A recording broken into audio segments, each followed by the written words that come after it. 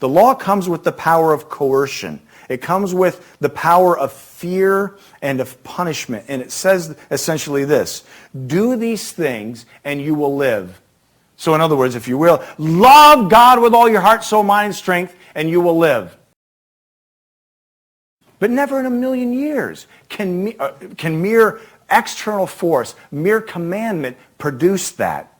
The gospel comes along different. Gospel means good news, and it says not do these things and live, but it comes along total free, totally unilateral, and says, done.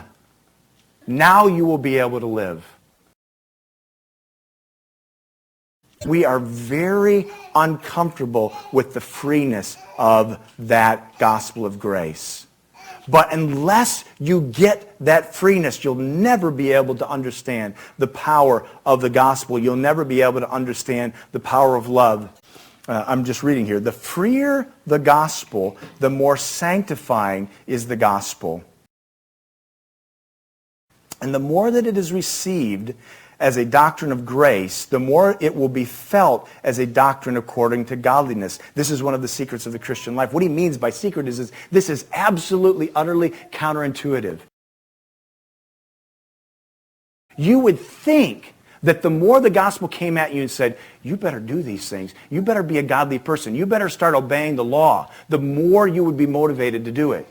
In Chalmers, right on, he's right in line with Paul. He says no. It's the exact opposite of that. The freer the gospel, the more sanctifying its force. The more gracious the gospel, the more a power for godliness it is in our life. In the gospel, he goes on, we so behold God as we may love God. It is there, and there only, where God stands revealed as an object of confidence to sinners, and where our desire after him is not chilled into apathy by the barrier of human guilt. For this purpose, the freer it is, the better it is. That very peculiarity, which so many dread, is the germ of antinomianism, that is lawlessness. You know, that idea, well,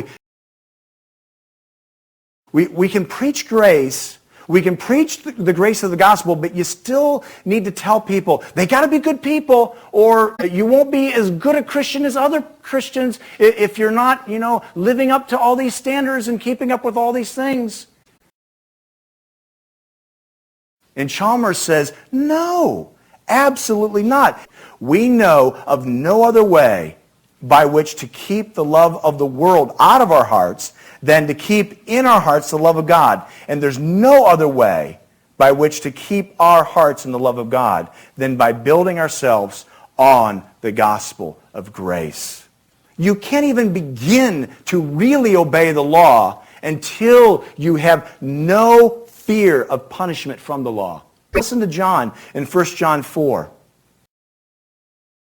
By this, love is perfected in us, so that we may have confidence in the day of judgment. Confidence in the day of judgment?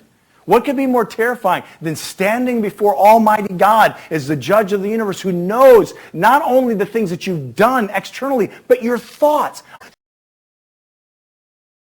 He says, there is no fear in love, but perfect love casts out fear, because fear involves punishment, and the one who fears has not been perfected in love.